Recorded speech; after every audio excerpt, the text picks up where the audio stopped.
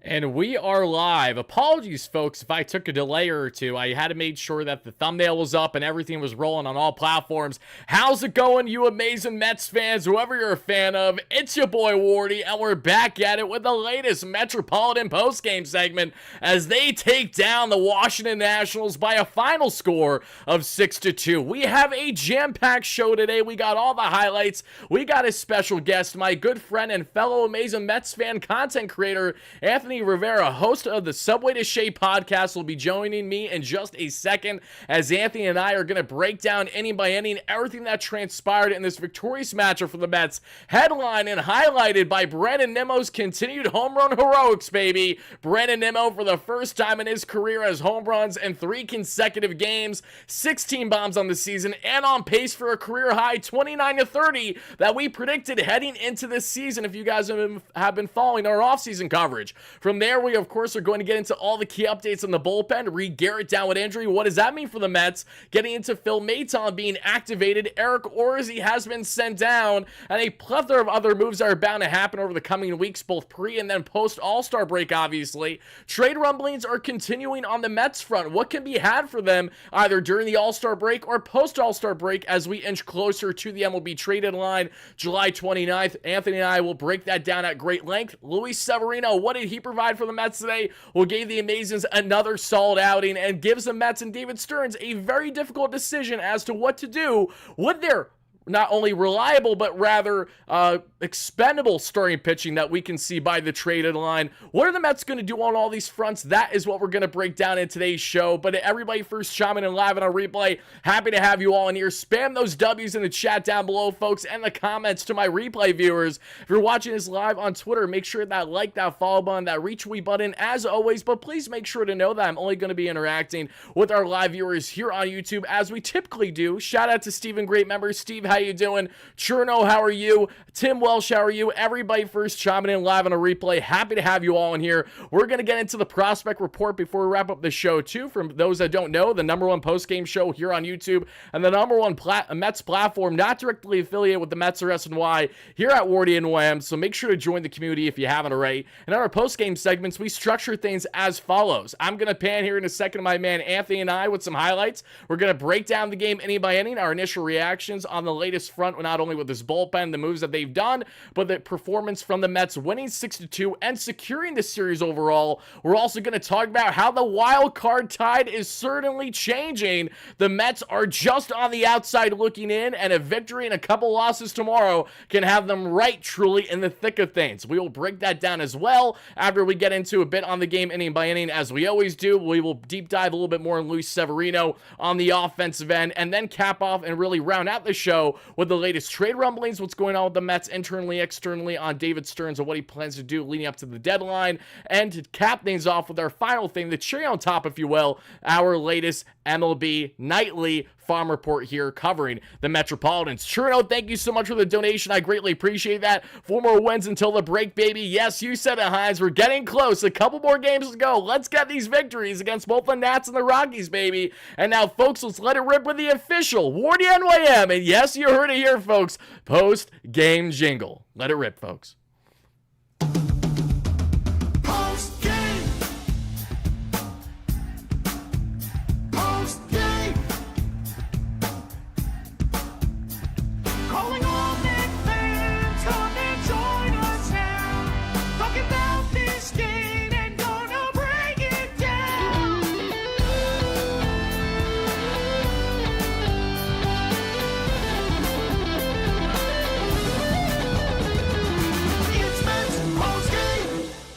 Shout out to my guys, Greg and Jordan, with the official WardyNYM post-game jingle. As always, no matter how much you love it or hate it, the jingle will roll after each victory here on the channel this season. And Scott Greenwald with the whopping $10 holla says, want to thank you for the job you do for us fans. You are the voice of the voiceless, and I do think management is paying attention as they do seem to follow your words. Thank you. Well, seriously, you got nothing to thank on my end. I'm truly just humbled and grateful to be in the position as a diehard fan that's turned not only just a fandom, but beyond that now into a part of my everyday life and living. The fact that I can monetize this and actually have it be my everyday job is an amazing thing, and it's something that I never, and I mean never, take for granted. So, Scott, thank you so much for the kind words and the donation there. That means more to me in more ways than one. I truly cannot emphasize it enough, my man. So thank you so much for that.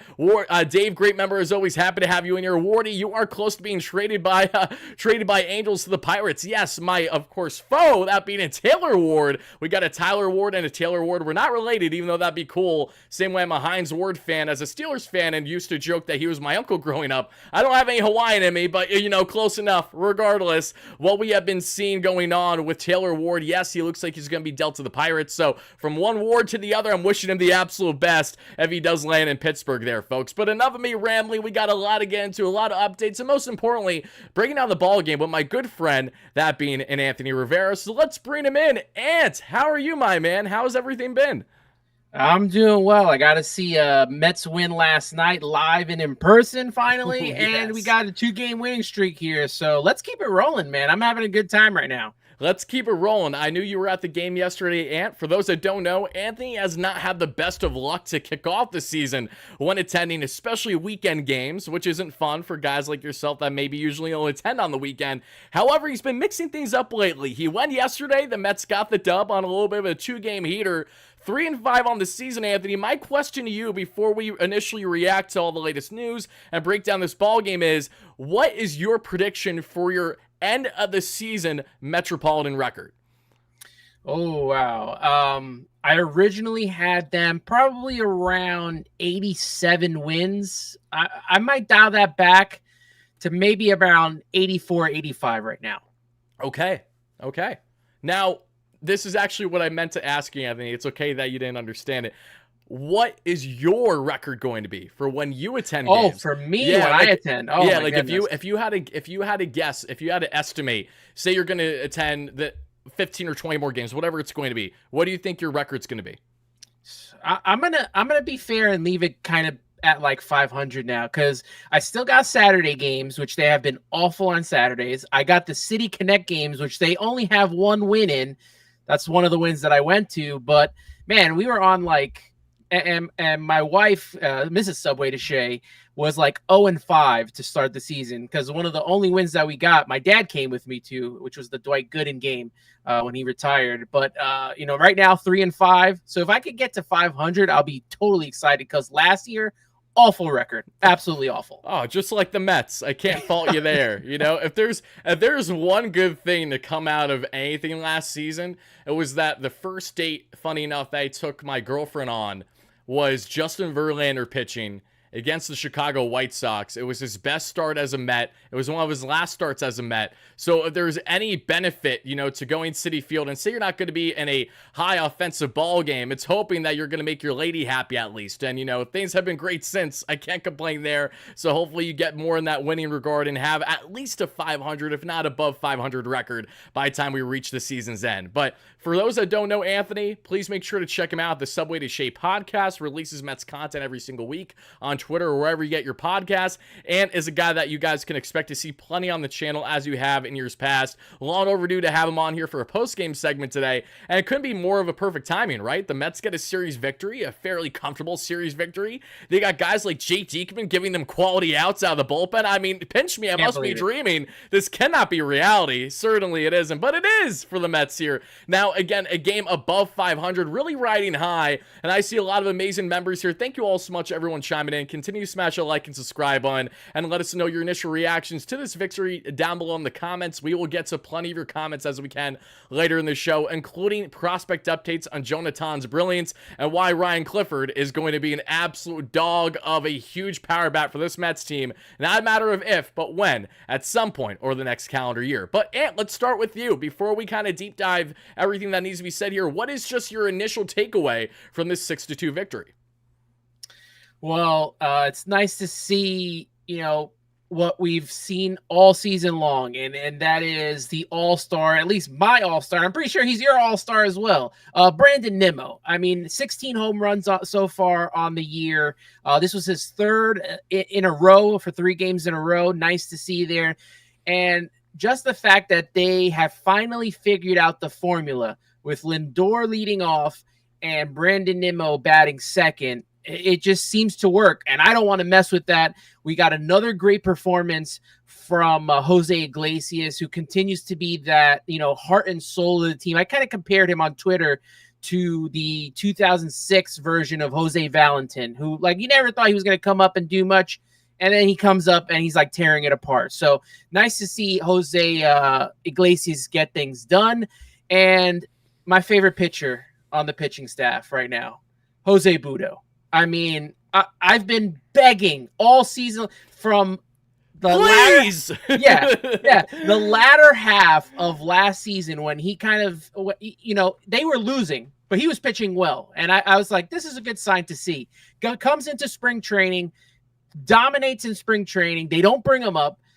Finally, they bring him up after McGill gets hurt. They send him back down, and now he's back up again. And every time he comes in to pitch, he delivers for the team, and he gets his first career save here, and he just dominates. And I don't want to ever see them send Jose Budo down. Never should be sent down.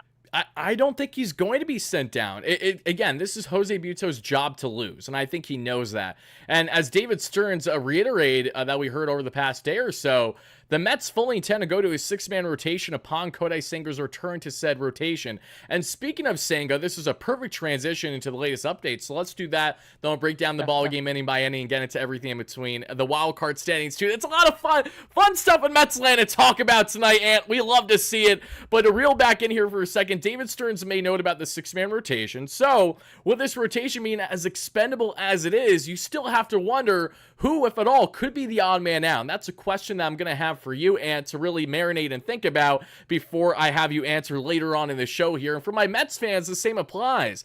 Jose Quintana with brilliant past 5 outings with a sub-1 ERA. Luis Severino with a sharp, roughly 7 innings of work today, always being a bulldog, more often than not, eating innings for the Mets when no other starter feels like they can consistently. For the Mets here, what do you do with this 6-man, right? Who is an odd man out, if anything, for you? It's a great question to be had here, and again, a good problem for David Stearns and Carlos Mendoza to ponder and figure out from now up until the July 29th MLB trade deadline going on. But all right, everybody, we're going to do this again. My apologies to everybody that just waited the past 15 minutes or so, however long we were. Let's redo this again. How you doing, everybody? It's your boy, Wardy. That is Anthony Rivera. Apologies in advance to my replay viewers as Anthony has a slight echo. No major issue or anything like that, but we just been fiddling with our audio the past 15 minutes, and we got to let the show continue here. So hopefully it's bearable for you guys, but if it gets really bad for my live viewers, let us know as always, and we will try to adjust from there. But reeling back in from what we were discussing between Anthony and I before everything just went to shit, unfortunately, we were getting into the latest highlights for the Mets, not highlights, but rather updates for the Mets on their bullpen. As we know, Kodai Senga is going to be pitching next on Sunday on normal rest, not on a normal 6 days rest, which he has been prior, just with the All-Star break coming up and why they're trying to squeeze a game in. So Senga, who pitched 2.2 scoreless yesterday, will look to do exactly that and then some this Sunday. On the bullpen front, Reed Garrett, after pitching 70-plus pitches the past 4 days, has been placed on the 15-day injury list with elbow inflammation that Reed Garrett said was forearm tightness he received after yesterday's outing where he did pitch for the Mets. And for the Mets here, we all know Reed Garrett has been overworked this season. Now it's a matter of, has he been overworked to the point where he potentially has a UCL issue? One has to only pray and fingers crossed and hope that isn't the case. However, at absolute minimum for the Mets, they will benefit here should it not be a serious injury. And that way Reed Garrett does get the proper rest he not only needs but deserves after pitching as much as he has for the Mets over this past month, where everything's been depleted with Edwin Diaz being suspended and the inconsistencies to the remainder of this pen. Garrett has been far from brilliant, but he's also been overworked for a guy that isn't used to this workload as a major league reliever at this point in his career. So for Reed Garrett, wishing him well, hoping, again, fingers crossed it's nothing serious on that front, but to get rest post All-Star break here with them is going to be absolutely huge. Heading into the All-Star break, I should be saying. Eric Orzi, who unfortunately had a horrendous outing, didn't even record 1 out as MLB debut against the Pirates. He has been sent down since then. Orzi, really bad luck of the draw, Carlos Mendoza threw him in a ring of fire to face guys like Brian Reynolds, O'Neal Cruz, and also Rowdy Tellez, the top 3 hitters for the Pirates, yet it's Eric Orzi's fault somehow. Absolute nonsense there. Got squeezed his first call too. Orzi sent back down. Great story. Wish him the best. Hope to see him back up with the Mets at some point because his stuff isn't bad. He just had nothing going there. Bad luck. Squeezed first batter Reynolds, went to a walk, and then we saw Tellez get, an infield, a single somehow that had an expected batting average of like .40. So the bad luck at PNC Park continues, everybody. But to stay on topic here of this bullpen and all the changes that are being had, Phil Maton has officially been acquired and is active with the Mets. We broke that down in great length on our post-game show and our individual video yesterday. Check that out in case you haven't already, folks. So Anthony, reeling back into you because you were talking about the Mets' big win. I think the audio was fine there. Now let me ask you, what is your biggest takeaways, if anything, from those latest Mets updates before we finally break down this ball game inning by inning as we meant to do from the start? Well, it's first off, it's great to see Kodai Senga continue his rehab and get healthy. I always been saying that I would believe he'd be starting when I see it because, every time it felt like we were hearing the DeGrom story all over again with his injury and the pushbacks and all that stuff. So great to see him get healthy. And Reed Garrett has just been a guy that's kind of been burnt to the ground. I mean, he had a great April where I think he had a under 1 ERA, probably like 0.59 or something like that. And, they just used him so much and they had no choice really. The starting pitchers weren't going deeper like they're going now. And we needed to use him with Edwin Diaz out twice this season, losing Brooks Raley and losing Drew Smith for the season. There's a lot of emphasis on guys like Reed Garrett pitching multiple innings. And they kind of gotten to the point where they just used him too much. And hopefully they don't have to do that with the additions of Phil Maton, with Jose Budo going multiple innings, with Daniel Nunez going multiple innings, and even Adrian Hauser going multiple innings. So hopefully they're able to kind of figure out and piece the puzzle correctly with this bullpen, and hopefully add something by the trade deadline as well. People are saying in the chat, he went from Echo to Cyborg, onward and upward. We'll continue to roll with it as long as you guys can bear. Again, at absolute worst, I would call Anthony and I can have you guys listen to him through my mic here. So the only issue is they're just going to be an imbalance. But either way, I appreciate the patience, folks. And yes, to piggyback off of that, Reed Garrett had been overworked. So we just got to, again, fingers crossed, hope that forearm tightness isn't, a partially torn UCL and then he's out for the year with Tommy John, that we have to see what other Mets relievers this season. That's what we're praying isn't the case. But ultimately, getting rest is a big thing here for Reed Garrett. And we will go from there. But everyone's saying it sounds like Lou Gehrig is back. Oh, you guys are terrible. Oh, my goodness gracious. The remarks you guys make are just killing me sometimes.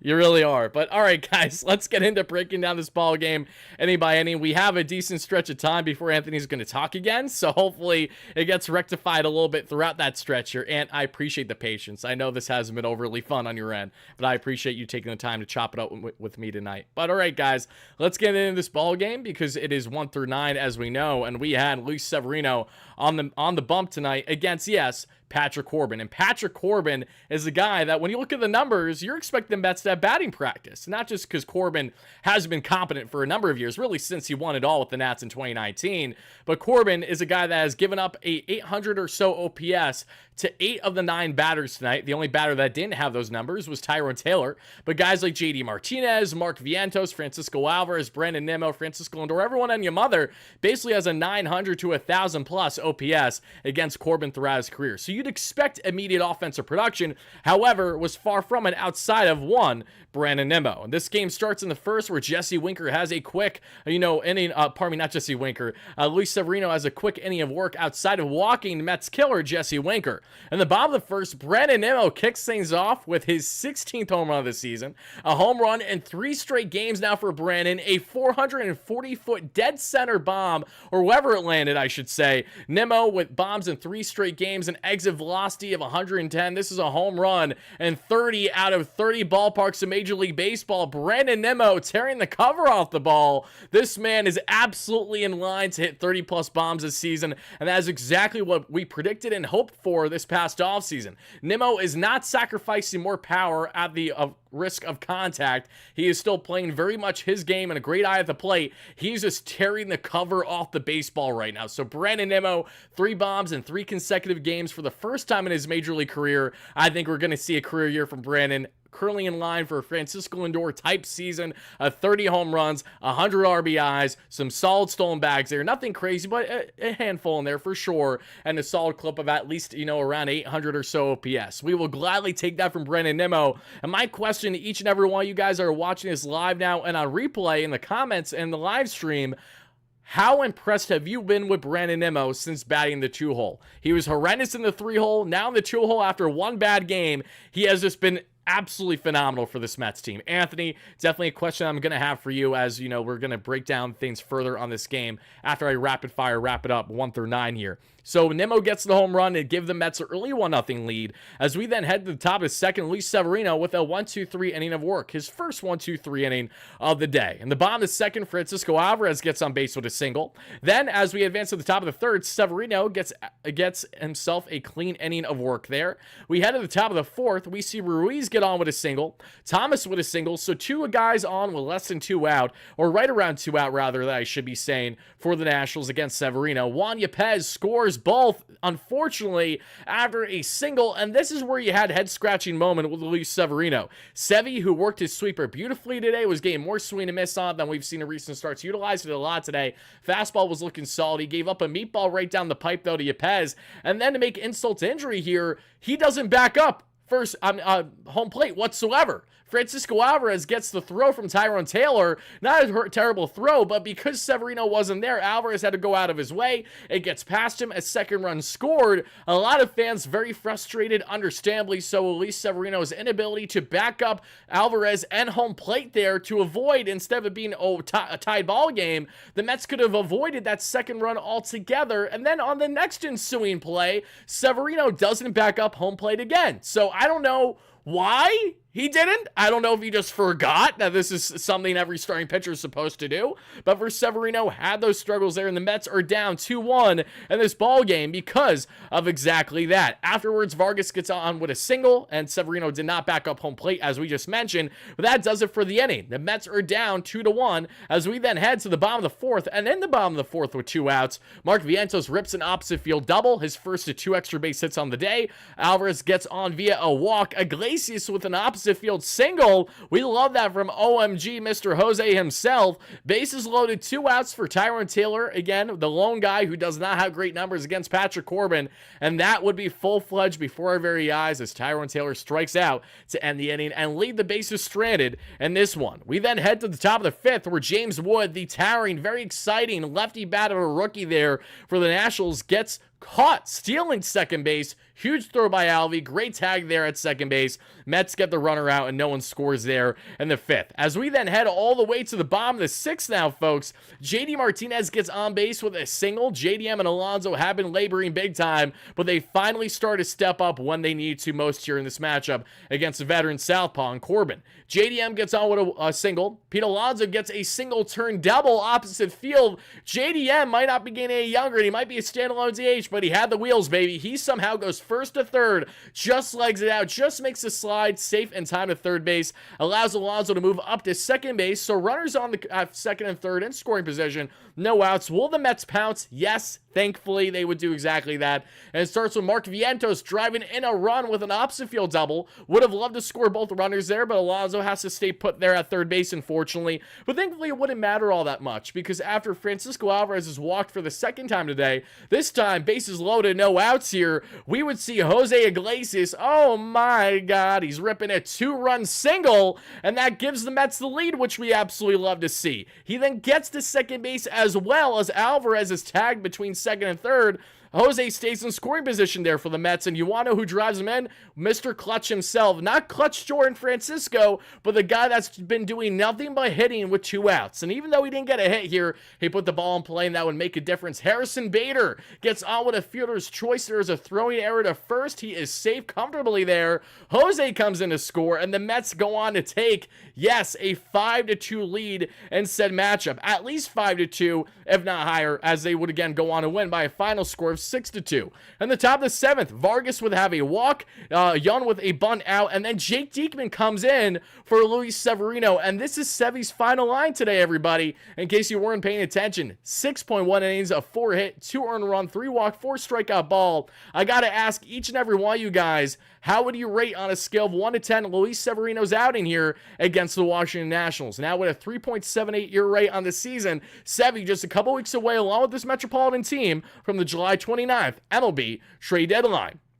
But Jake Diekman, he needed to do one thing. And what did we need Jake Diekman to do? We just need Jake Diekman to record some outs against lefty bats. And unlike what he didn't do against Abrams and what last time out there when facing this Nationals team, he made up for it big time today. Back-to-back strikeouts on both CJ Abrams, the very exciting and electrifying young shortstop there for the Nationals. And then you also have James Wood, and you strike him out too, getting him on a little bit of a sword swing, a half swing. Sign me the hell up. Do I still want Jake Diekman in this bullpen? No. I'll be frank, I still probably don't, but do I appreciate Jake Diekman doing what he's supposed to do and what he's on payroll and salary for? Yes, I do, and I will gladly take that. Everybody's spamming the chat now. Let's see, a lot of 7s out of 10 for Severino today. I think that's fair. I like that a lot. Hey, but I'm a Mets fan living in Houston. This is the only positive thing that's happened for the past few days because of the lack of power to Hurricane Burrow. Oh, I'm so sorry to hear that, Billy. I didn't realize that you reside in that area. I'm wishing you and your family the absolute best. I hope you guys are okay during this troubling time with the weather, but I appreciate you taking the time to chime in, and thank you so much for the support, Billy Dottie. Great supporter here. Know you very well. Hope all's well. Daniel Caps, great member, says, let's hope we can take a step forward. 500 hasn't been too kind to us. No, it hasn't. But above 500, now we might be cooking, baby. So we'll see what happens there. Mets are now 46 and 45 or so on the season. But really back into breaking down this ballgame inning by inning as Anthony's patiently waiting to have some words come out of his mouth. We then get into the, after the 7th, we get into the 8th. Danny Young gets himself into a little bit of a jam. Unfortunately, he's not able to get himself out of it. Jose Buto gets out of the jam unscathed. Then we head to the ensuing inning there. Tyrone Taylor drives in Jose Iglesias. Jose rips a double, a soft double, and Tyrone Taylor, who had a triple just a couple days ago, rips his 3rd triple of the season, driving in Jose Iglesias, and makes it 6-2. Jose Buto gets the job done, shuts down the door there in the 9th inning, and the Mets go on to win by a final score of 6-2. Brilliance, of course, from guys like Brandon Nimmo, Mark Vientos, Jose Iglesias. Those are my 3 offensive stars today for sure. Alonso with a couple hits is notable because that is hopefully a step in the right direction. You're facing a favorable pitching matchup, and now you're looking for a series sweep tomorrow against the Nationals, against a fellow southpaw, Mackenzie Gore. I want to see more offense, Pete. Continue it, baby. That is all we're all dying for. This lineup is deep. It's one of the better ones in the National League, but don't make yourself and JDM stick out like a sore thumb for the wrong reasons when you guys can absolutely carry this offense to a way it hasn't been yet this season. Seriously, Ant, I want you to think about this as well. When the Mets were riding high, and of course their grimmest June that we saw, awesome, double the amount of wins versus losses that we saw during that stretch. JD Martinez was playing great, but Alonso was fluctuating with his production.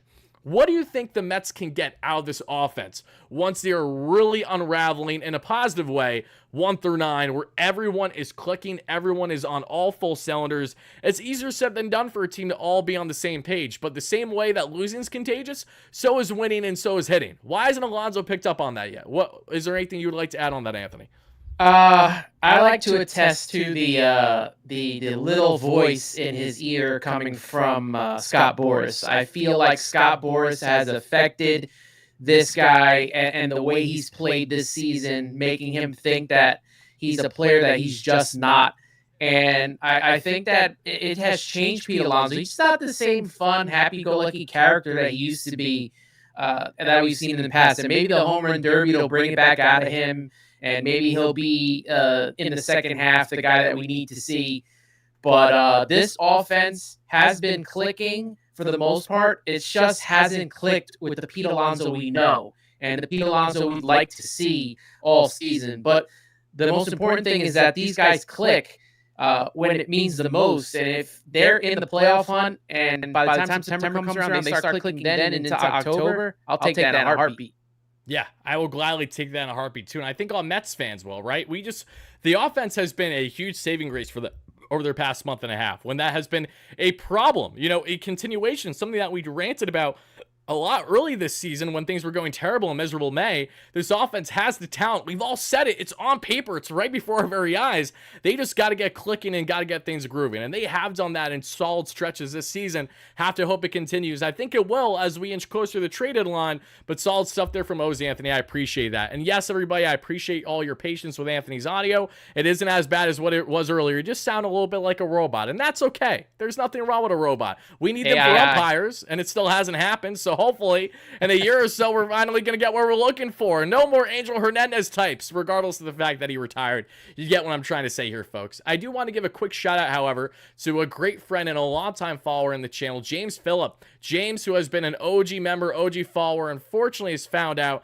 that his sister has, unfortunately, a form of bone cancer. So I'm so sorry to hear that, James. I'm sending prayers, and I'm thinking about you and your entire family, including your sister, obviously, throughout this very unfortunate time. And again, all I can hope for is that she has a speedy recovery through this all. And thank you so much for sharing that with us. I know you're doing that as part of a community thing, as we always do. I have Mets fans reach out to me about a lot of personal stuff fairly often, and I'm taken back for them to talk to me on that level, which means that clearly I'm doing something right to have this kind of connection with you guys. But secondly, I just wishing you the absolute best for you, your sister, and your entire family, James. Thinking about you heavily, my man. Thank you so much for chiming in, as always. But to get back into the topic of discussion here on the Metsies and this victory, let's go over a couple things, Anthony, because on the offensive end, on the offensive side of the ball for the Mets, they didn't have a crazy amount of things working today early on, but it broke out in the second half, as we mentioned.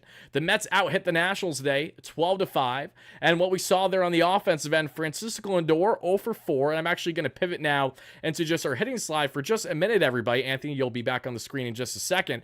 Let's get into this. Francisco Lindor, 0 for today, a rare 0 for Lindor, has been riding high with over 300 batting average and over 900 OPS, batting leadoff in 47 games this season. I discussed Francisco Lindor at great length today when breaking down MVP dark horse candidates for the MLB MVP award this year. I broke down 3 from the National League and 3 from the American League. Yes, we did discuss Francisco Lindor, all in the Bleacher Report app there in the Mets segment, if you guys want to go in the BR app and do that, or if you just go in the BR app entirely and then search it up that way, whatever works for you guys. I do have it on the community post, however. Broke down my dark horse picks for NL and AL MVP. No, it's not going to be Juan Soto, Aaron Judge, Shohei Ohtani. Those are far from dark horse picks.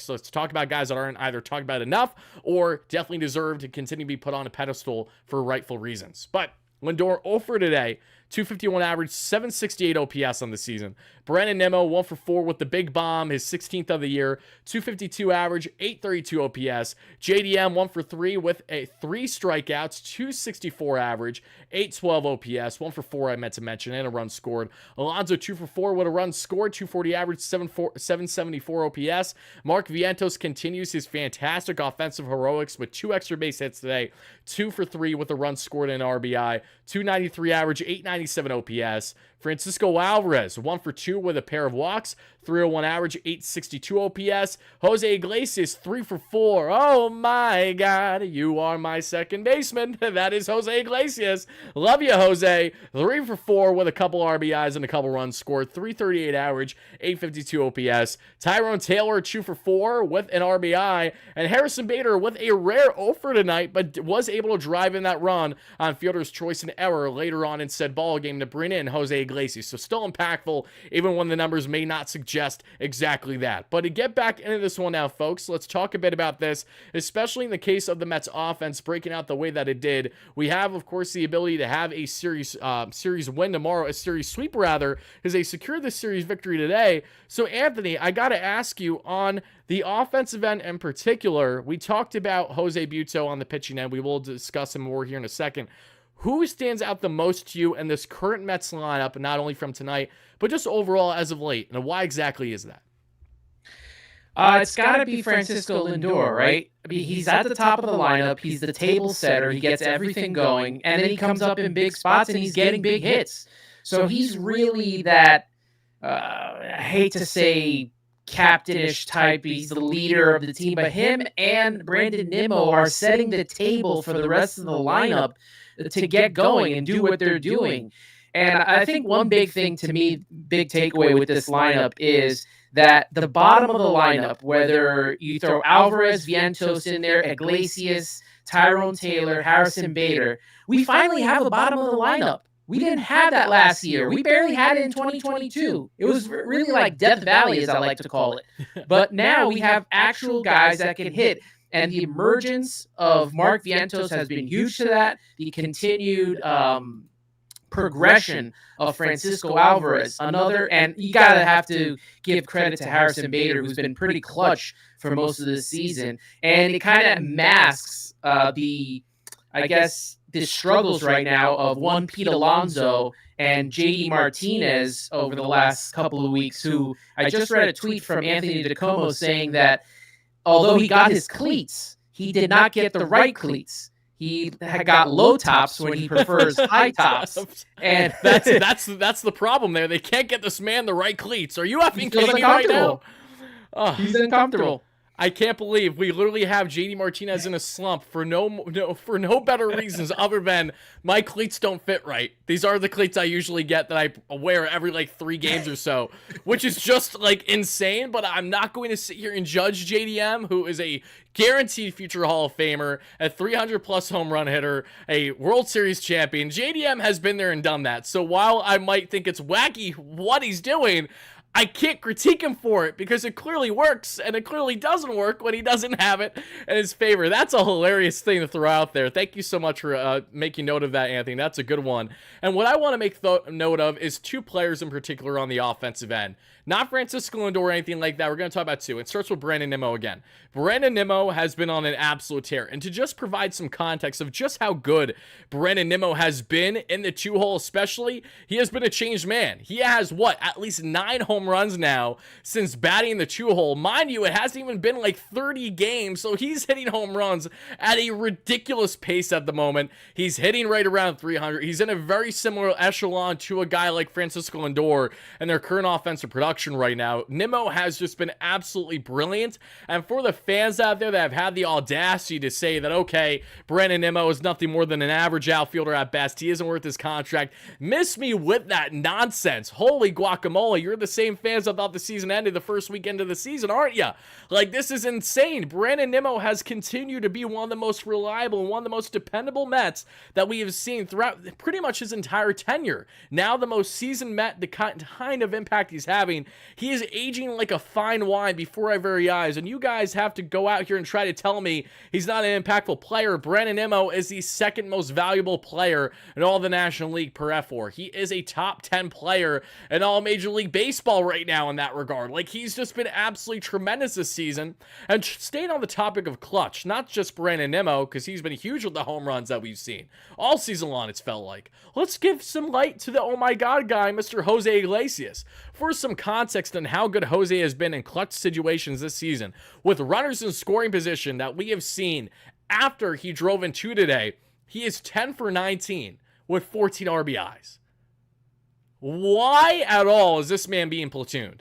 Why is he not playing every single day? Oh, we know the answer. It's because the guy that's playing over him has a contract that's hard to get out of right away. Is going to be getting more playing time, either to be traded by the deadline or the Mets may even cut outright because he still has a bottom 5 OPS and McNeil.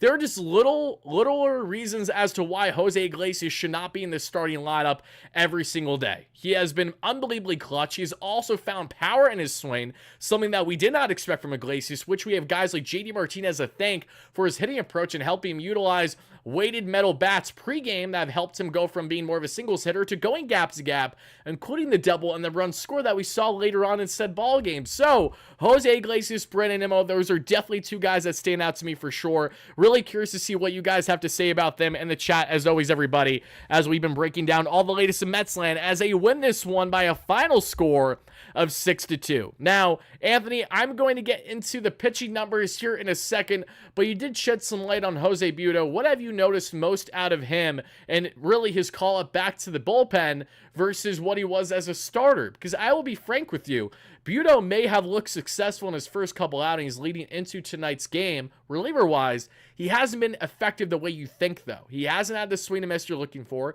He struggled with the command. This was the best we have seen from Jose Butto yet as a reliever. What do you have to say about him?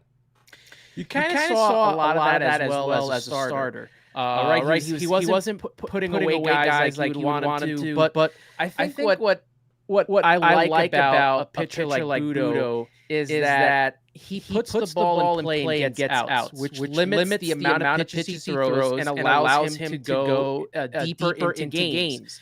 And the fact that he's been able to now transition that and utilize that into this relief role, if you need him to go 2 or 3 innings and he just doesn't strike out the side, it's okay. It's okay because he's still getting the outs and he's utilizing those pitches in a more effective way. I just like the fact that he has been able to you call on him to start, he's going to give you a good start, or at least a quality start. You call on him to relieve, and he's going to do the same thing. And that's just one of the reasons why I think that he's just been so good. He's ice cold on the mound. And let's put a pin in it for one more second, Ant. The echo's coming back. It's coming back with a vengeance, Anthony. It said, you know what, Ant? We're going to give you as much of a problem as humanly possible for one singular Mets post-game show. I do apologize about that. So, Ant, we're going to go into phase 2 at this point. We have reached phase 2. Phase 2 is we just call Anthony, and we're going to have him talk through the speaker of my phone. And even though it will be faint, it will be much better than listening to an echo. So we're going to fix that right now.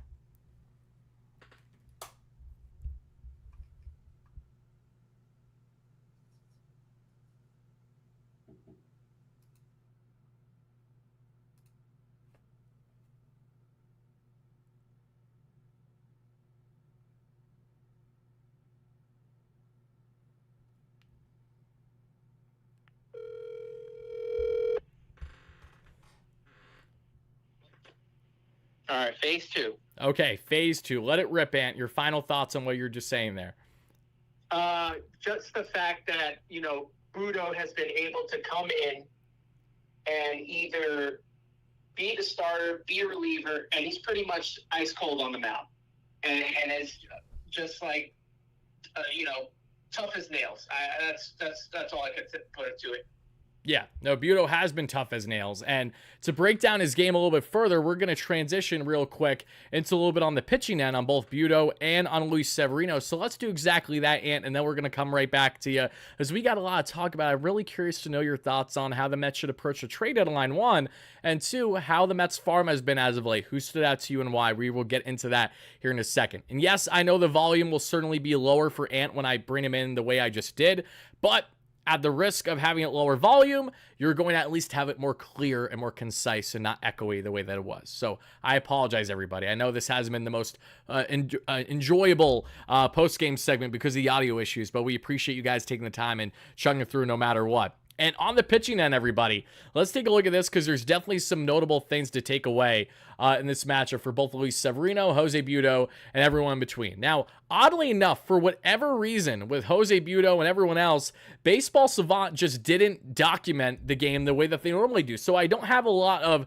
really advanced information to give you guys at the moment like I typically do with my man Isaac Groffman for nightly pitching reports, but I can relay the following here and kind of what stood out to him. Again, Luis Severino utilized that sweeper far more than we have seen from him in some recent starts, and a quick breakdown, and this also comes from my man Isaac that has a lot to say on him, and it is kind of as follows. This start was definitely a step in the right direction for Severino that we noticed. He was hurt in his last 2 starts since he was throwing his fastball more than ever, and when you're a fastball heavy pitcher the way that we have seen in regards to someone like Luis Severino, it hasn't amounted to success because that fastball's been flat and guys are sitting on it. When you don't have your break in, your off-speed pitches working, they're going to be sitting on that heater every day of the week, and they have been doing exactly that. One thing we can credit Luis Severino for, though, however, even when he has gotten beat up, 9 out of 10 times, he's given the Mets length. That's important. Giving the Mets still 6 to 7 innings, regardless of the actual results, is very important in trying to lessen the taxing that you're doing to this bullpen. Today he was able to really reestablish that sweeper as his legit swing and miss pitch. He threw it a lot today and it looked fantastic. He was clearly confident in it since he was throwing that a lot to this lefty-heavy lineup for the Nationals today. So Isaac gave him a 7 out of 10. I am going to give Severino a 7 out of 10. I think that is a perfect rating for someone like him today, too. He struck out both both batters, that being Jake Diekman? Yes, he did. Jake Diekman, the Diekmeister himself, I am not a fan of his in this bullpen whatsoever, but if you're going to be in this bullpen, if you're going to be getting outings, even if it's not deserving, I want you to have success for however long or short you're going to be here. So Jake Diekman, until you're no longer in New York Metropolitan, I want you to succeed. Thank you for succeeding today. Danny Young, not so much, but Jose Buto was a bulldog and was able to come in and handle things masterfully. And you want to know what stands out the most for me for Jose Buto today, out of 1.1 scoreless innings and getting the final outs for the Mets in the ninth, is doing that without a walk rate at all. Walking nobody's huge. Jose Buto has been definitely killed in the past by by his own problems, by the walk issues. Not the case today for Jose Buto. Working that fastball, working those breaking pitches. I like what I saw from Buto for sure today, and hopefully this is, again, an outing I can continue to work on as he's a starter turn reliever for the Mets, as he's definitely been a needed arm to eat multiple innings, especially if these starters, say, have a short start only going 3-4 innings. Buto has the experience and has been stretched to give the Mets 3 to 5 innings on any given day of the week, should he be healthy and rested. So Jose Buto, great final line from him. Definitely appreciate what he did there. And a 6.5 because of the lack of hustle. I think that's fair regarding Severino. I think that's a very fair grade, 5 speed, if I'm being frank. 6.4 out of 10 says L good, for sure. 7.2 says PB, great member, how are you? Awesome stuff. Awesome stuff. And I appreciate all the input, everybody. Thank you guys all so much for exactly that. And now let's reel back in this one. Let's bring back my man, Anthony Rivera, because Anthony, before we get onto the trade front, before we get onto the prospects, let's talk about the final key point of tonight's discussion, and that is the current wildcard standings. I know we got fans out there that might say, you know what, Wardy, there's no point in following the wildcard. The Mets aren't making playoffs. And my response to that is, when the Mets are officially out, or when they've officially waved the white flag at, say, the trade deadline, come talk to me then. Until then, I see a Mets team that went from 11 games below 500 to now a game above 500, and have gained 1.5 games in the wild card today, and the St. Louis Cardinals. The Cardinals dropped both games of their doubleheader. The Padres have dropped 4 straight games. The Mets are a half game out of the wild card right now, Anthony. I know even if they get in the wild card, it might last just one day out of the entire year, so it might mean very little. But for the time being, the Mets are a half game out, the closest that they have been this season. And a victory tomorrow and a Cardinals loss will have the Mets in sole possession of a wild card spot, with the Padres having an off day. Anthony, I gotta ask, what is your thoughts on this hectic wild card race for that third spot right now? And how are you feeling about the Metsies right now with their current chances of securing said spot, even if it's just for the interim? You gotta continue to improve, right? The team needs to be in a position by the time the trade deadline comes to show David Stearns that they should be the team to buy.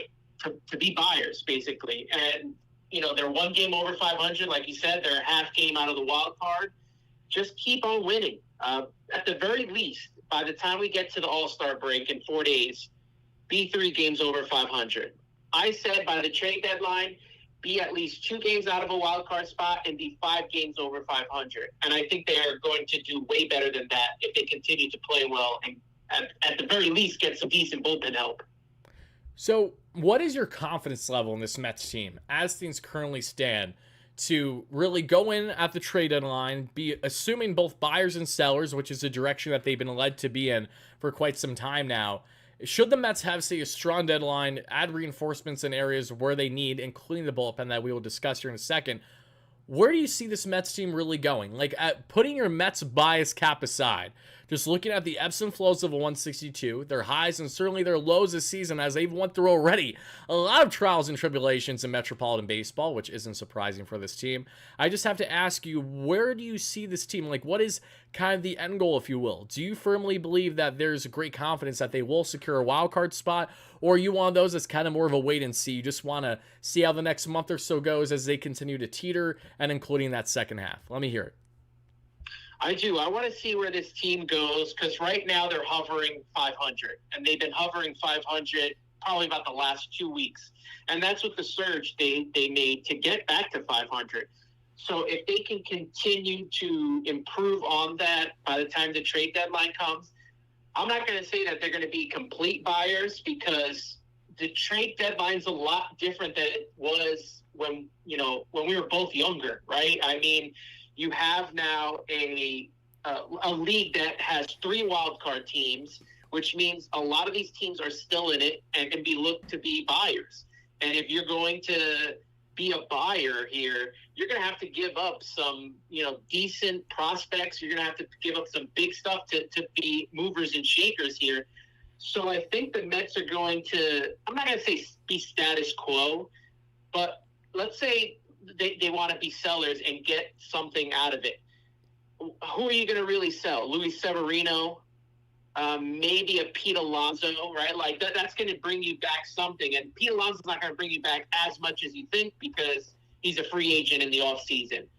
But like if you're like us fans, if you want to be in the playoff hunt, are you going to trade Jose Quintana to get something minimal back, or do you want to keep him and make a playoff run with him? The way he's pitching now, with Francisco Alvarez being a guy that's kind of really turned it around for him. That he has like a under 1 ERA in his last couple starts with him at catcher. Like, are you just going to trade him for I don't want to say like a Tommy Pham type prospect, like how we got for Tommy Pham? Are you going to, is like that what you want? That a guy that's going to sit in the minor leagues for a couple of years when you have an opportunity to make the playoffs? I don't know. I really don't know if it's the right move to make to trade some of these guys for just minimal minor leaguers. And that's a fair argument, especially in the case of what David Stearns wants to do, because the vision heading into 2024 has always been hopefully have success, make playoffs this year, but 2025 and beyond is really where we're going to get rolling with a lot of money off the books, pushing hard for big names this offseason, among other things. But for David Stearns and the Mets here, I think they're going to go about it in a very interesting way, similar to what Stearns has done in the past, but this time with payroll and with an owner that's willing to do whatever it takes, to a degree, obviously. And in the case of Jose Quintana, while on one hand, I see the appeal in trading Quintana, because even if you say get just prospects in return, let's not forget, this is an inflated trade market. Value for starters will be high. If Quintana continues to pitch similarly to the way he has right now and doesn't completely plummet his value from now up until the 29th, he went from a guy that you would gladly take a bag of baseballs for to now you're having the internal debate, as you just mentioned, Anthony, should we keep him or not? Because he has a sub-1 ERA over his past 5 starts. For me personally, Jose Quintana is too much of a soft tosser for me to rely on him to have consistent success. I think his stretch has been brilliant, but I also think his stretch is one in hand to facing some teams that are definitely swing and miss and aren't going to go anywhere this year, including back-to-back shutout outings of 7 innings or more against the Nationals. That is something to bear in mind. This is still against the Washington Nationals here. So value-wise, I think 2 things can be had here regarding Jose Quintana and trading him. There's one route where you trade him and you just get the max value, and if that comes from prospect return, so you do land a top 10 prospect or a top 7 from an organization that's deep and in desperate need of pitching, cough, cough, the Baltimore Orioles, then okay, sign me up, because I would love anything from their farm, because it's been gold. It really has been. Or do you want to go around a route where it's a win-win scenario? Mets have an abundance of starting pitching, mid-level starting pitching options once Kodai Senga returns for the most part. If you trade Jose Quintana to a team that maybe needs starting pitching help but has everything rounded out in the bullpen, why not snag a reliever or 2? That's something that could be had for a team that, again, maybe has more than enough reliever help but doesn't have internal starting pitching options that they're confident with. And for the Mets, maybe they're not confident in but minimizing Quintana from a starter to maybe a multi-inning reliever as a southpaw in this bullpen. He's a soft tosser. It might not work great. So all I know is in the case of Jose Quintana in particular, David Stearns has a lot of great questions on his hand. And to answer them, I am in favor of trading him for prospect capital if said prospects are going to impact this team, hopefully positively over the next couple. Like, if the value's there, I'm not opposed to it, because I do see a world where the Mets could easily continue to have success without Jose Quintana being a thought in this rotation. However, I understand the counter, and I see what you're saying for a Mets team that we know it's just a couple injuries before you have no starting pitching, right? And while they certainly have depth in that regard better than the previous years, Dodgers, there is a good argument to be had here from what you're saying. So I will leave that. I will defer that to the rest of the chat here, everybody. Do you want Jose Quintana to be traded or kept this trade deadline? Because the same goes in hand with Sean Manaea, Luis Severino, expendable starting pitchers that will give you a solid return right now for sure. All these Mets starters would give the Mets a solid return. But at one point, is it enough of a return to warrant the immediate success you're trying to have this year? I think for David Stearns, he just needs to make sure he weeds out who stands out the most to him and why on that front. Because in the case of guys like Severino, Manaea, Quintana, and others, they are definitely expendable. And I for sure see a world where by bringing Senga back, having a six-man rotation, there could be a world where your six-man rotation consists of Kodai Senga, Christian Scott, Jose Buto. That's 1, 2, 3. Not that they would be in that order, but you get what I'm saying. That's already a 3 if you want to bring Buto back as a starter versus having him as a reliever. If you want to go down that route, then you have another 3 spots in the rotation to figure out. Have Sean Manaea, you have Luis Severino, you have Jose Quintana, we have David Pearson, then you have Tyler McGill. So that's where the abundance comes into play. And that is why I think the Mets are going to trade potentially a controllable starter.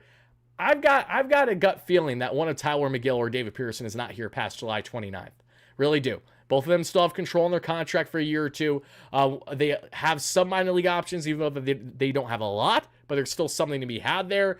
I think the Mets are definitely, I expect them to trade some starting pitching, but it will be for greater good. I do think it'll be to either make this team better immediately for the bullpen or for the sake of looking ahead for 2025 and beyond to bulk up on the farm, while say maybe externally they were going after a starting pitcher elsewhere. Eric Fetty. I cannot say that man's name enough. Eric Fetty from the Chicago White Sox. David Stearns wanted a boatload. He wanted big time this past offseason. Couldn't land him. Fetty's been having a great year as a 1-2 punch of a tandem with the towering Garrett Crochet. Southpaw has been throwing absolute gas for the White Sox and Southside. Eric Fetty, if the Mets go out and try to acquire him, all the more reason then to part ways with a Jose Quintana, because you don't need him then. You know, if you're going to do a 6-man and add a starter elsewhere somehow, all the more reason. Not a guarantee for the Mets to happen, but something to bear in mind. They will be bolstering this bullpen for sure. And on the offensive end, the good thing that we can say is, how much more should they do, really? Like, realistically, like, you can add more depth. DJ Stewart should not be on this roster at all. He needs to be sent down, if not traded. That's one.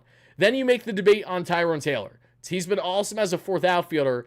Could you add more value in that position than what you currently have? It's a fair question. Maybe the Mets go try to seek that in more of a platoon role like we have seen in the past. The only difference is we won't be reliant on a platoon to dictate our DH because we have JD Martinez, we have Mark Vientos, and then you have a guy on the back burner and DJ Stewart. So, in the sake of buying here, are there any names in particular that you would like to see the Mets go after, either on the bullpen front, on the offensive end, or even to just summarize things? What kind of moves do you expect the Mets to make right now in the buying category should things continue to stay afloat from now up until July 29th? Well, it's what we all need to see, right? Relief. The Mets need bullpen help.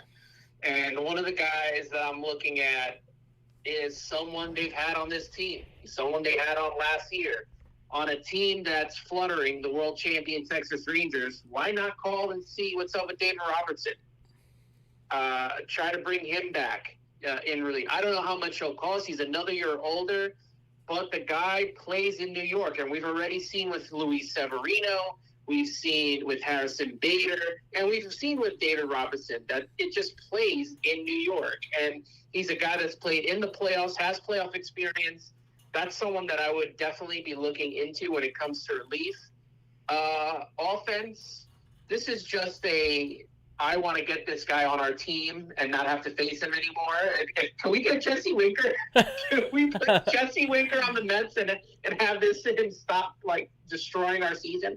Every time he just comes up and destroys the Mets. But any way that you can get DJ Stewart off this roster, the fact that he's still on here with a option drives me nuts. You're telling me there's no one in the minor leagues that could get an opportunity. And if it doesn't work out, you bring DJ Stewart back. But right now, DJ Stewart is not working. If they could find someone to take Jeff McNeil and bring in some relief that way, I'll do it. Because really, like you mentioned earlier, Jose Iglesias should be the second baseman. He should be the starting second baseman of this team. I really don't think there's too much to do on offense outside of moving those two batters and getting maybe another bench piece. Yeah, I agree on the bench piece. Again, if the Mets do anything offensively, I don't think it'll be anything more than a capable outfielder slash DH. That's an upgrade over DJ and also an upgrade at times over Tyrone Taylor. And that's where you're a little bit limited with a guy like Winker because he doesn't have great defensive upside at this point in his career. He's more of a DH than anything, but provides power from the left side of the plate. Loves Citi Field, loves the fans. That's been a relationship just longing to happen. Let's see if Mike Rizzo can get his panties out of his twist for a GM that never likes to trade with the Mets within the division. He just won't do it. Like, I would love a Dylan Floro. Actually, not even Dylan Floro. I would love a Kyle Finnegan. Hunter Harvey hasn't been horrendous either. There are good, solid relievers with the Washington Nationals team right now, as they're going to be fully selling by the deadline. And Mike Rizzo doesn't ask for a king's ransom. I'm going knocking on that door every day of the week. The same way that I'm knocking on the Miami Marlins door. Peter Bendick's new GM. We got no bias with you. You're new here. There's no rivalry. You're pond scum. Give us Tanner Scott. We need a southpaw in this bullpen. He will help in that regard, right? That is a guy I will definitely talk about more on the channel. I have in the past. David Robertson, I haven't discussed much at all this season because I will be surprised if they go down the D-Rob route. Only because the Rangers are still trying to fluctuate what they want to do with buying and selling by the deadline. They have shown an early interest level in selling, so that is something to bear in mind. But they have also been a team that, with Max Scherzer, he said it on Foul Territory today, he's not expecting to waive his no-trade clause. Like, we're going to get on a roll here. We're going to win. We'll see about that for the reigning champs. You know, there's still some time on their side, obviously, but getting close to the trade deadline, there are teams that have yet to make their decisions as buyers or sellers that will definitely go in hand with what the Mets do. But there is just a plethora of relievers out there. And if you're wondering, Wardy, I'm not hearing a lot of relievers out there. There are relievers out there. You just got to wait. It's not the time right now. That's why acquiring Phil Maton for a player to be named later, cash considerations, was such a nice, savvy move by David Stearns. And for the Tampa Bay Rays to shed salary on a guy that hasn't performed consistently to their level that they'd expect when they value salary 10 times more than a team like Steve Cohen and the Mets would. That's why that trade made a lot of sense for low risk, high reward at the time. But bullpen-wise, definitely a lot of names out there. I think David Robertson is too much of a notable, flashy name for the Mets to go down. I think he might come at a price that's a little bit out of what they want to do for a really old now reliever that, for all we know, is just an injury away before having a problem here. Tanner Scott is going to cost you a decent amount because he's controllable, southpaw reliever in the division, but he's a guy I definitely consider. There's multiple arms. Jalen Beeks has been great as a southpaw reliever for the Colorado Rockies. Estevez as a reliable right-hander for the Angels has been well, but I fluctuate with how I view the Angels sometimes and how they get the best or worst out of their pitchers. There's a lot of guys out there, and on the offensive end, surely some guys outside Jesse Winker to make note of, and we will be discussing some of these potential trade bets here, trade options for the Mets on the channel later this week. So be on the lookout for that, folks. But definitely want to know where you guys stand, because shooting for the stars is guys like Garrett Crochet, obviously, they're going to have to give up the farm for. Luis Robert, those key guys from the White Sox. Two guys that I don't expect to acquire, but you have to give up a king's ransom to do that. If you do that, I would gladly send whatever players the Mets trade straight to South Side, because we could definitely use a Garrett Crochet in this rotation right now. We could use a Luis Robert for years on end in this outfield. I wouldn't be opposed to that. I don't think anyone would. Outside of those guys, however, there's just a lot up in the air at the moment. It's still very premature, if you will, in kind of figuring out who's going to be selling, who's going to be buying. And I do believe, and I'll say this again, the Mets will find themselves in a win-win trade scenario one, if not multiple times by the deadline. They're going to do some crafty things, and David Stearns is going to show you why both teams can have success in a trade and why it doesn't just need to be one or the other, that being as clear-cut, if you will. James Alba with the $10 donation here. James says, consider trade options for Severino and Manaea. Sevy has shown regression. Manaea is out pitching his $13 million contract. Replace with Senga and Scott without missing much. Keep lineup intact and add bullpen. This is exactly why I expect the Mets to, at minimum, part ways with one of Manaea, Severino, Quintana, Peterson, McGill, if not two. Because, to his point, Sevy, again, was solid today, but he has fluctuated a lot. And Severino's underlying numbers will tell you that he hasn't really changed much from what he's been in recent years with his struggles. He's just had more consistency for the Mets this season than what he's had for the Yanks in the past number of years with injury and lack of sleep, stuff like that. Sean Manaea has been awesome, but Sean Manaea going 6-7 strong innings is not a thing that we can consistently rely on for a 5-9 pitcher. He has relief options as well in a sense where he can move into the bullpen. So that's why I don't hate the idea of keeping Manaea, even if he has a solid trade value right now, because I do think he can benefit the Mets in multiple ways should it not be a standalone starter right now. Scott and Senga makes things a lot more interesting and a better problem to have for the Mets and David Stearns and making these decisions. But thank you for that donation, James. That's a great comment. And again, I find myself in a similar category. These guys have been doing well, but should we buy in completely on expendable starters when they may fall off a cliff shortly after the trade deadline, the second half of the season? I think the Mets have enough wild cards in this rotation to warrant making said moves. Would you agree or disagree with that notion, Ann? Oh, remember, Stern says there's going to be a 6-man rotation. I mean, they're not going to go with 5 guys and have Kodai Senga come back here and pitch every 5th day. I thought I heard something today that they're going to try to have him pitch on Sunday, which would be a 5th day. So we'll see what happens there. But maybe they trade one of Sevy or Manaea. I don't think they trade both. That's kind of, to me, waving the white flag on a playoff spot. Because as good as Kodai Senga is, you're now asking Christian Scott to take on a bigger role. And remember, he's on an innings limit and a pitch count. Like what we saw in Pittsburgh on Monday, where they took him out early, like that's, once we get closer to the end of the season, he's not going to be pitching much. Right. So I don't know if I want to get rid of a guy like Sevy or Manaea, but I won't say that I wouldn't be surprised if it happens. I agree there. I won't be surprised if it happens. I expect at least one dealt, as we discussed. And again, a good counter is the 6-man and why to make sure you have enough available arms. And David Stearns, I think, is going to nail it on the head and figuring out what exactly they do there from now up until July 29th. Final thing I'll say on the bullpen front, and then we're going to wrap up the show by getting into a little bit on the farm. What's it out today? Cough, cough, Ryan Clifford. Very excited to get into that. And that is what we see with our internal options. You mentioned some internal options for the Mets. Let's talk about bullpen internal options. So we got 2 flamethrowers right now in rehab right now, and the Mets are going to call up at least one of them post All-Star break. It's going to be Shintaro Fujinami and or Bryce Montes de Oca. Fuji has looked dominant in rehab. He's looking exactly like how he looked in early spring training, where everything was looking right, and you're like, holy shit, we have our setup man for Edwin Diaz at just over $3 million. Sign me up. Well, we don't know exactly what we're going to get from Shintaro yet because the walk rate has fluctuated so much in his early career. But what we can make note of is he's looked great in rehab. He's been throwing hammering strikes, pounding the zone, getting swing and miss, fastball topping out 98, 99, can touch 100. He's even touched 101, I believe. He's been electric at times. Fujinami is a guy the Mets want to see what they have in him. They haven't had the opportunity to do that yet this year because of his injury that had him out for quite a bit. And prior to his injury was just really struggling with the command, which I think went in hand with his extended ailment and stay there on the injured list. So Shintaro Fujinami is a bullpen arm. The Mets 1,000%, I can promise you, will call up at some point in the second half. Bryce Montes de Oca is in a similar class, a flamethrower that's been out for the past year with injury. We all saw how good he looked prior to his injury, right, Ant? It wasn't all that long ago.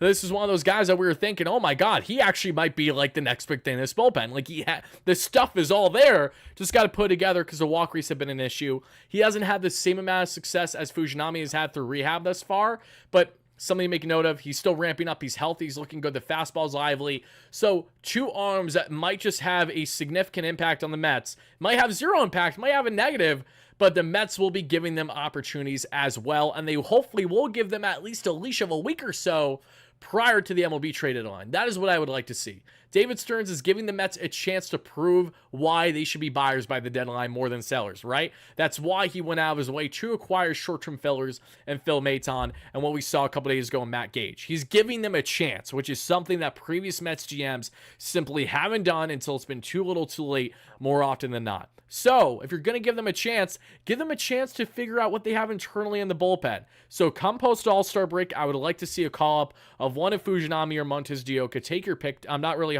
strung up on one over the other terribly. I just want to see it happen before we make the ultimate decisions on how to add to this bullpen. Because if you get some immediate success from one of those guys and you feel it is fairly sustainable, that can go in hand with just how much you're trying to buy for bullpen by the deadline. Anything you'd like to add to that, Anthony, before we get on to the farm report? come on, Wardy. You've been talking about it for a year. Get Fujinami up here. I know you've been wanting Fujinami on this team for so long. Gotta get that kid up here. Hopefully he continues to, progress like he has been in the minors after his little stint there. Yeah, I'm all here for the trying out of the guys in-house. Him, Bryce Montes de Oca, who we saw, I think it was last spring before he got Tommy John surgery, looked awesome. So maybe those two guys are, a solution so that they don't have to trade prospects away to get a reliever, or they can hold on to one or two of Sevi Minaya. Maybe something in-house could work. I know they tried it with Orzi, but I don't think they tried it the right way with him. I think they put him in an unsuccessful spot when they brought him in, even though it was one out. It was the heart of the lineup. And like you mentioned, he got some tough luck, right? Like the Roddy Tellez hit, like that never happens. No. So, try it. Let's see what you got. You have nothing to lose when you have the depth that you have, bullpen-wise, and you have the options that you have. Obviously, if Fujinami doesn't work out, I assume he's out of here because he doesn't have any options after this. And then you got, Bryce Montes de Oca has been with the organization, so he probably has a couple of options. But, try it out. See what happens before you make a trade and have to go through the farm or trade a big piece. Do it that way and see if it works. And there's one man missing in this bullpen at the moment that will return post-All-Star break that I'm way too excited about because of how low the bar has been in this bullpen. And that's Sean Reed-Foley. SRF has been awesome this season when called upon. Multi-in relief, close ball games, wide open ball games, doesn't matter. Sean Reed-Foley has gotten the job done. Bulldog job in doing so. And Prince in the chat here has some really good comments I actually want to address quick. Shout out to you, Prince Ennis, in the chat. We appreciate you. They say, it's so funny because if we have guys like Montes de Oca, SRF, Drew Smith, and Brooks Raley, Jake Diekman, Adam Ottavino, Reed Garrett would 100% be gone right now. And you're probably right. But this is why David Stearns heading into the season, the bullpen is going to be ever-changing. Like, these things always fluctuate with health and consistency, needing to send guys down based on roster construction. All different things are ever changing with the bullpen, and that is true. And right now, if this bullpen was fully healthy, it would be a lot different. The season would be a lot different, right? Brooks Raley, if he never went down with season-ending injury, just imagine the amount of potential blowups that we could have avoided with Jake effing Diekman and Carlos Mendoza's incompetence to continue to play this guy outside of today, right? So those are things that are definitely to make note of. I agree with for sure.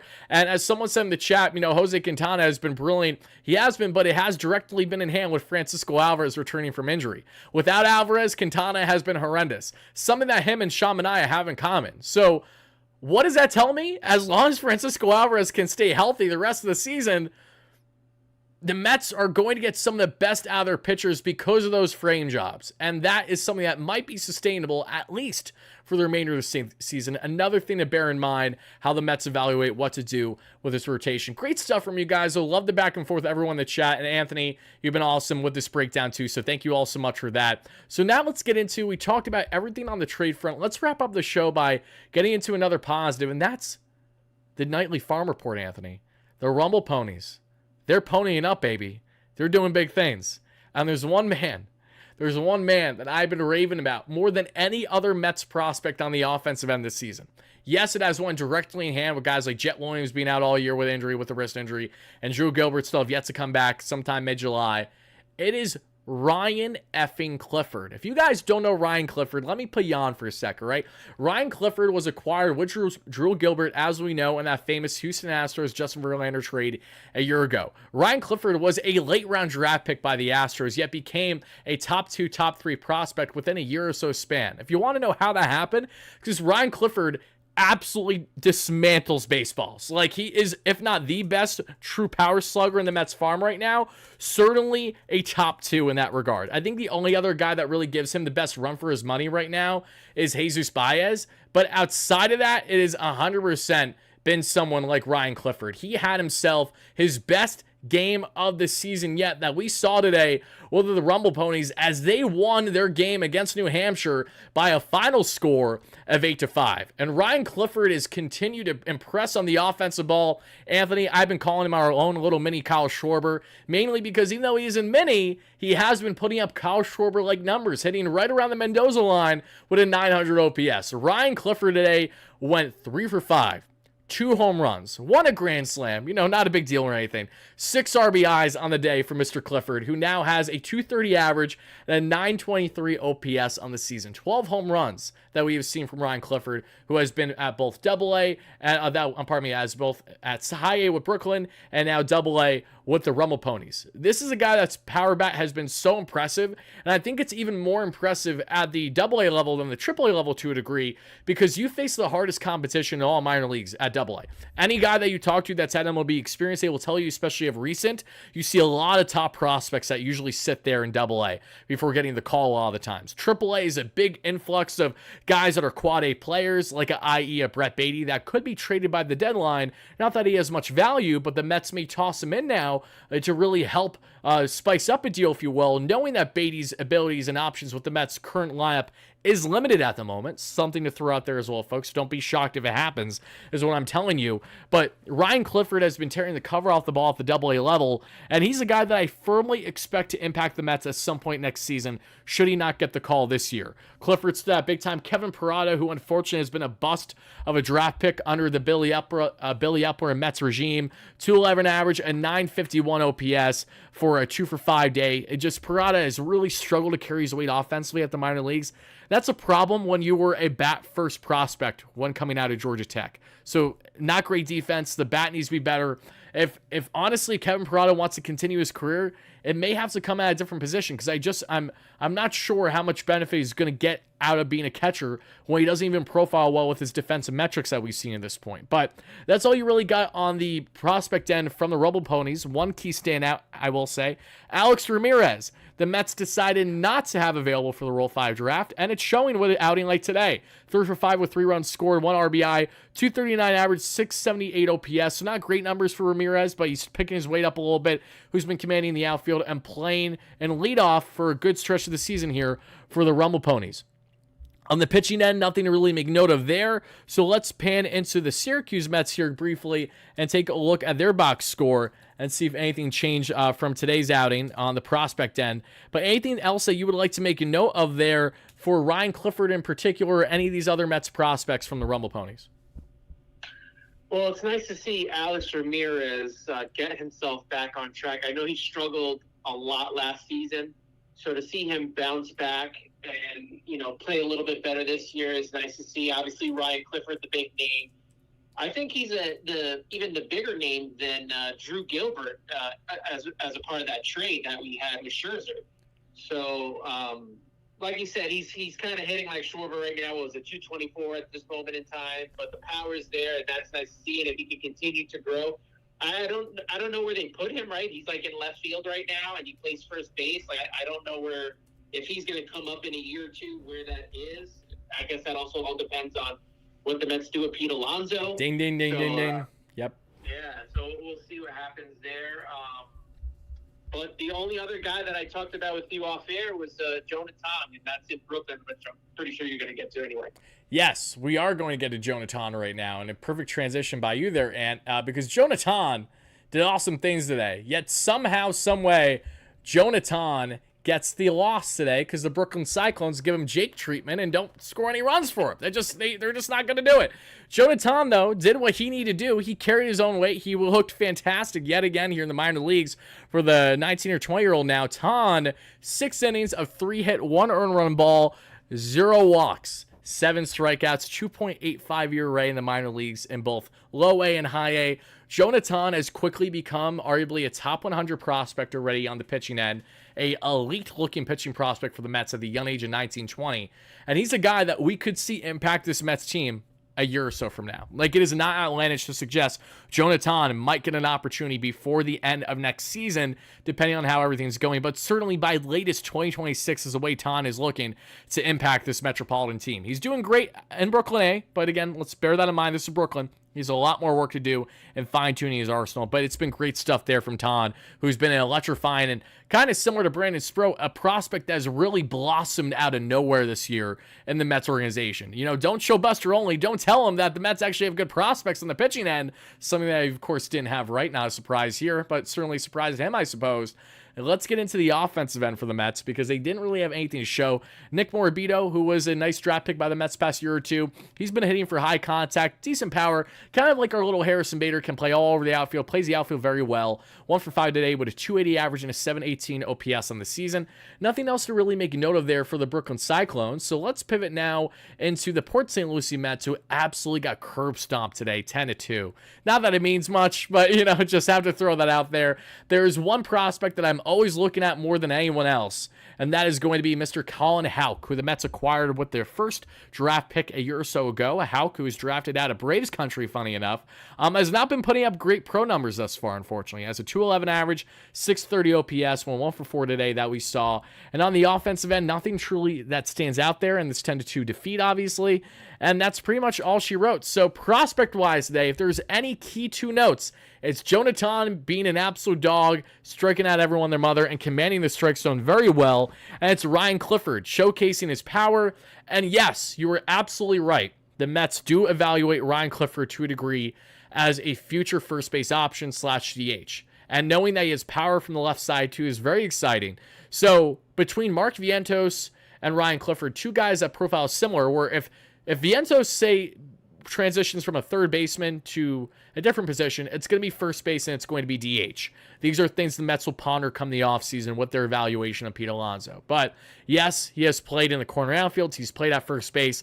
But Clifford probably profiles best as that kind of guy. That, again, similar to DJ Stewart, can play right, even though he might not play it great, but has a strong arm.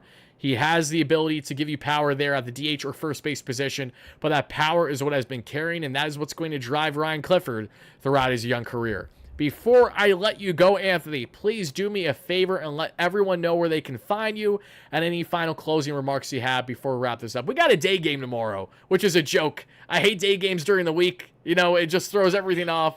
They're horrendous, but we got to do it. We were looking up for that series sweep tomorrow. So, Ann, let everyone know where they can find you and any remarks you got. It's weird, too, because they're home. Yeah, but that's usually what happens in the game 3 of a 3-game set during the week. It's always a day game, usually. First off, before we leave the minors, just a shout-out to Brandon Sprout, because did he make the Futures team this year? Yep, Brandon Sproat made the Futures team. He's officially a top 100 prospect, and to many, he's already a top 5 to top 10 prospect among pitchers in Major League Baseball. That's what happens when you throw topping out 102 and just ridiculous swing and miss. Like, literally, again, not out of nowhere like he hasn't had this, but out of nowhere where now it's really in the public eye, unlike it has been in years past.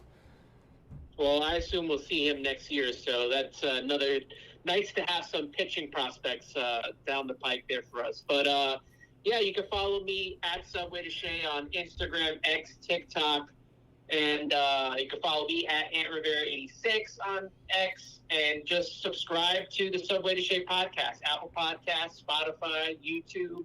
I promise you that my audio is not this bad, so I just want to apologize to everybody here. It's kind of embarrassing that it wasn't working, so sorry, everybody. But, it's a my problem, man. Anthony, there is a reason why, and this is the only reason why I'm cutting you off right now. There's a reason why every time we have audio issues, it's on my platform and not yours. I think for whatever reason, something about the software that I use when I bring in audio, I can just be very finicky. I don't think you did anything wrong. I think it's just a simple fix that I just couldn't figure out to fix because I'm not a tech guy.